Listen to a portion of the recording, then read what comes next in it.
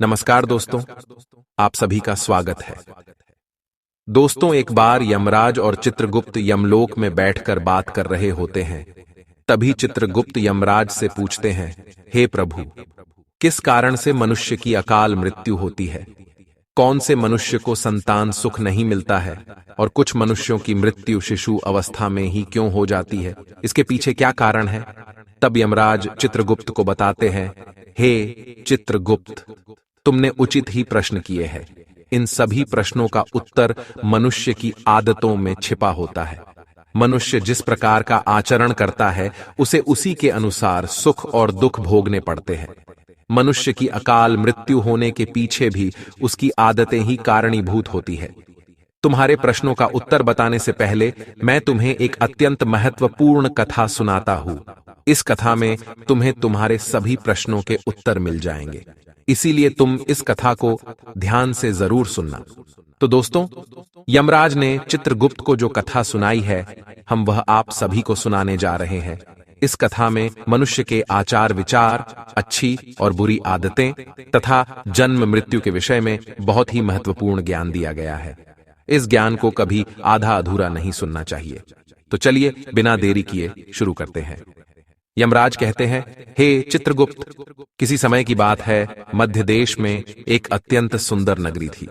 उस नगरी में एक धनवान सेठ रहा करता था, जिसका नाम था आत्माराम। आत्माराम बहुत ही मेहनती था। उसने अपनी मेहनत से सारा धन इकट्ठा किया था। उसका बहुत बड़ा व्यापार था और साथ ही उसके पास बहुत सारा खेत था। पूरे नगर में आत्माराम जितना धनी इंसान कोई नहीं था। सौभाग्य से आत्माराम के 3 पुत्र थे और 2 पुत्रियां थीं। आत्माराम के सभी पुत्र पुत्रियों का विवाह हो चुका था। आत्माराम के 3 बेटे उसी के साथ रहते थे और उसके कामकाज में उसकी सहायता करते थे। आत्माराम का बड़ा बेटा किशन बहुत ही समझदार और बुद्धिमान था। वह अपने पिता के सारे काम संभालता था। छोटा बेटा गणेश भी खेत देखता था और खेत के सारे काम करता था, और तीसरा सबसे छोटा बेटा पढ़ाई करता था। आत्माराम के दोनों बेटों का विवाह हो चुका था और कुछ समय बाद पढ़ाई खत्म होने पर उसने उसके छोटे बेटे का भी विवाह करा दिया और उसे भी अपने व्यापार में काम पर लगा दिया। भगवान की कृपा से सब कुछ ठीक चल रहा था। कई वर्ष बीत गए। आत्माराम के बेटों ने उसके व्यापार को और बढ़ा दिया, और जब आत्माराम की मृत्यु का समय निकट आया तो उसने संपत्ति का बंटवारा करने का सोचा और अपने 3 बेटों को बराबर हिस्सा करके उसने अपनी सारी संपत्ति 3 बेटों के नाम कर दी और बड़ी ही प्रसन्नता से उसने मृत्यु को गले लगा लिया। आत्माराम की मृत्यु के बाद उसके 3 बेटे अपने अपने हिस्से में मिली संपत्ति को संभालने लगे। ऐसे ही समय बीतता गया। आत्माराम के बेटे अपने अपने घर पर हर साल अपने पिता का श्राद्ध करते थे और नदी में जाकर तर्पण भी करते थे, जिससे आत्माराम की आत्मा को शांति मिले। आत्माराम के बड़े बेटे को 3 अत्यंत सुंदर पुत्र की प्राप्ति हुई। फिर छोटे बेटे को 2 पुत्र और 1 पुत्री हुई, लेकिन सबसे छोटे बेटे को कोई संतान नहीं हुई। बहुत साल बीत गए, लेकिन सबसे छोटे बेटे को कोई संतान नहीं हो रही थी। उसने कई उपाय भी किए, लेकिन उसे कभी संतान सुख नहीं मिला, जिस कारण से वह सदा ही दुखी और निराश रहने लगा। कुछ साल बीतने के बाद आत्माराम के छोटे बेटे की तबीयत अचानक खराब हो गई और वह बीमार रहने लगा। उसने अपनी बीमारी के इलाज में अपने पास की सारी जमा पूंजी खर्च कर दी। वह दूर दूर से वैद्यों को बुलाकर अपना इलाज करवाता था। बीमारी के कारण वह अपने कामकाज पर ध्यान नहीं दे पा रहा था, इसीलिए उसकी परिस्थिति और भी अधिक खराब होने लगी थी। उसने कई बार अपने भाइयों के पास मदद मांगी और उनसे उधार पैसे लेकर जीवन का गुजारा करने लगा था। कई वैद्यों को दिखाने के बाद भी उसकी बीमारी ठीक नहीं हो रही थी, जिस कारण से वह बहुत दुखी रहने लगा था। उसके भाई भी अब उसकी मदद करके थक चुके थे, लेकिन अब उन्होंने भी उसकी मदद करना बंद कर दिया, क्योंकि वह अपने बड़े भाइयों से ठीक से बर्ताव नहीं करता था। वह अपने भाइयों की उन्नति देखकर जलने लगा था और उनसे द्वेष करने लगा था, जिस कारण से वह और भी अधिक दुखी रहने लगा था। फिर एक दिन अचानक उसकी मृत्यु हो गई और फिर यम के दूत उसे लेने के लिए उसके पास आ गए। यम के दूत उसे घसीटते हुए यमलोक लेकर जाने लगे। फिर यमलोक पहुंचने पर उसे यमराज के सामने लाकर खड़ा कर दिया गया। वहां पर जाने के बाद वह छोटा बेटा रोता हुआ यमराज से पूछने लगा, हे यमराज, मैंने ऐसा कौन सा पाप किया है जिससे मुझे ये दिन देखने पड़े। मैं तो कितना अच्छा भला इंसान था, लेकिन किस कारण से मुझे अचानक रोगों ने ग्रसित कर दिया? किस कारण से मेरा सब कुछ नष्ट हो गया? ऐसा मैंने कौन सा पाप किया है? फिर यमराज कहते हैं, अरे मूर्ख, तूने अपने जीवन में बहुत पाप किए हैं। तेरी बुरी आदतों के कारण ही तुझे ये दिन देखने पड़ रहे हैं। तेरी अकाल मृत्यु का कारण भी तू खुद ही है। अब मैं तुम्हें बताता हूं कि तूने शास्त्रों के कौन से नियमों का उल्लंघन किया है, जिस कारण से तेरी दुर्दशा हुई है। जो भी मनुष्य शास्त्रों के नियमों का उल्लंघन करता है, उसकी भी दशा तेरे जैसी ही होती है। यमराज उस छोटे बेटे से कहते हैं, मनुष्य को हमेशा अपने 5 अंगों को साफ करके ही भोजन करना चाहिए। दोनों पैरों को तथा दोनों हाथों को और अपने मुख को जल से अच्छी तरह से स्वच्छ करके ही भोजन करना उचित होता है। इससे मनुष्य के शरीर से रोग दूर रहते हैं और व्यक्ति दीर्घायु बन जाता है। किंतु तूने तो बिना स्नान किए ही भोजन किया है। यमराज कहते हैं, भोजन शुरू करने से पूर्व उस भोजन के लिए भगवान को धन्यवाद देना चाहिए और संसार के समस्त प्राणियों को भोजन प्रदान करने की प्रार्थना करनी चाहिए। इस प्रकार से अन्न देवता को प्रणाम करके भोजन करने से मनुष्य को कोई पाप नहीं लगता है। लेकिन तूने ऐसा कोई भी कार्य नहीं किया। तूने कभी ईश्वर का धन्यवाद नहीं किया। तूने कभी प्राणियों को भोजन नहीं दिया, कभी द्वार पर आए भिक्षुक को अन्न नहीं दिया।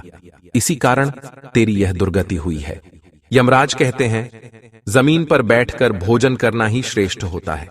बिस्तर पर बैठकर भोजन करने से मनुष्य के शरीर में रोग उत्पन्न होते हैं और उसकी आयु कम हो जाती है। तू बड़े आराम से बिस्तर पर बैठकर भोजन करता था, इसी कारण से तेरे शरीर में रोग निर्माण हुए। शास्त्र कहते हैं कि दहलीज पर बैठकर भी भोजन नहीं करना चाहिए, किंतु तूने इस नियम का भी पालन नहीं किए, जिससे तेरी धन संपत्ति भी नष्ट हो गई। दहलीज पर बैठकर भोजन करने से धन का नाश होता है। यमराज कहते हैं, 3 प्रकार का भोजन मनुष्य को ना ही करना चाहिए। जिस भोजन के ऊपर से कोई पैर रखकर चला गया हो अथवा कोई व्यक्ति भोजन को ला कर गया हो, ऐसे भोजन को कभी खाना नहीं चाहिए।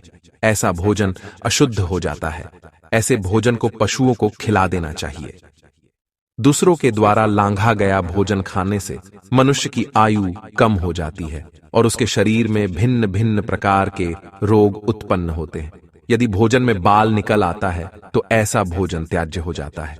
यदि अन्न में बाल निकलता है तो उसे ईश्वर को कभी प्रसाद के रूप में नहीं चढ़ाना चाहिए और ना ही स्वयं खाना चाहिए। ऐसा भोजन प्रेतों को प्राप्त हो जाता है। यमराज उसे कहते हैं, दूसरों के लिए परोसा हुआ भोजन भी नहीं खाना चाहिए। जो मनुष्य दूसरों का भोजन छीन के खाता है अथवा किसी को बिना दिए ही स्वयं उस अन्न का उपभोग करता है, उससे देवी अन्नपूर्णा रुष्ट हो जाती है। भोजन सभी में बांटकर खाना चाहिए। दूसरों के हिस्से का भोजन करने से मनुष्य के पुण्य कर्म नष्ट हो जाते हैं, लेकिन तूने इनमें से किसी भी नियम का पालन नहीं किया। इसी कारण से तेरी आयु कम हो गई। शास्त्रों के अनुसार दिन के समय में मनुष्य को उत्तर की ओर मुख करके मल मूत्र का त्याग करना चाहिए। यदि रात्रि के समय मल मूत्र का त्याग करना हो तो दक्षिण की ओर मुख करके करना चाहिए। मल मूत्र का त्याग करते समय हमेशा अपने सिर को ढककर रखना चाहिए। किसी भी पेड़ के नीचे, कुएं के पास, नदी के किनारे के पास, गौशाला के पास, देव मंदिर, अग्नि के पास तथा शमशान भूमि के पास कभी मल मूत्र का त्याग नहीं करना चाहिए। शास्त्रों में कहा गया है, खड़े होकर भी मल मूत्र का त्याग नहीं करना चाहिए। इससे शरीर में रोग और विकार निर्माण होते हैं। इसके साथ ही पूरी तरह से निर्वस्त्र होकर भी मल मूत्र का त्याग नहीं करना चाहिए। चलते चलते कभी पेशाब नहीं करना चाहिए। इससे जीवन में दुर्भाग्य आता है। जूते पहनकर, छाता लगाकर भी मलमूत्र का त्याग करना अनुचित माना जाता है। कभी भी किसी स्त्री, गुरु, देवता, मंदिर और पानी की तरफ मुख करके आकाश में ग्रहों को देखते हुए मलमूत्र का त्याग करना अनुचित होता है। रात्रि में चंद्रमा और अग्नि की तरफ देखते हुए भी मलमूत्र का त्याग नहीं करना चाहिए। इससे जीवन में दुख और संकट आते हैं। मलमूत्र का त्याग करने के बाद उस भाग को स्वच्छ करना चाहिए तथा अपने हाथों को भी जल से शुद्ध करना चाहिए। मलमूत्र का त्याग करने के बाद किसी दीवार पर साफ नहीं करना चाहिए। इससे पशु के रूप में जन्म प्राप्त होता है। मलमूत्र का त्याग करने के बाद उसे अच्छे से ढक देना चाहिए और उस पर मिट्टी डालनी चाहिए ताकि कोई पशु उसे खाए नहीं। यमराज कहते हैं, मनुष्य को कभी निर्वस्त्र होकर स्नान नहीं करना चाहिए, इससे पितृदेव रुष्ट हो जाते हैं। पितृदेव रुष्ट हो जाने पर मनुष्य अपना सब कुछ खो बैठता है, किंतु तूने सदैव ही निर्वस्त्र होकर ही स्नान किया है, जिस कारण से तेरे पितृ भी तुझसे नाराज थे। इस प्रकार से यमराज उस छोटे बेटे को बहुत सारा ज्ञान देते हैं और यमदूतों से कहकर उसे नरक ले जाने की आज्ञा देते हैं। तो दोस्तों, इस प्रकार से मनुष्य को कभी शास्त्रों के नियमों का उल्लंघन नहीं करना चाहिए। यमराज ने चित्रगुप्त को जो ज्ञान दिया है वह अत्यंत महत्वपूर्ण है। उम्मीद है आपको यह जानकारी अच्छी लगी होगी। वीडियो को लाइक जरूर करें। ऐसी ही आध्यात्मिक जानकारी वाले वीडियो देखने के लिए चैनल को सब्सक्राइब करें और कमेंट में जय श्री कृष्ण अवश्य लिखें। आप सभी का धन्यवाद।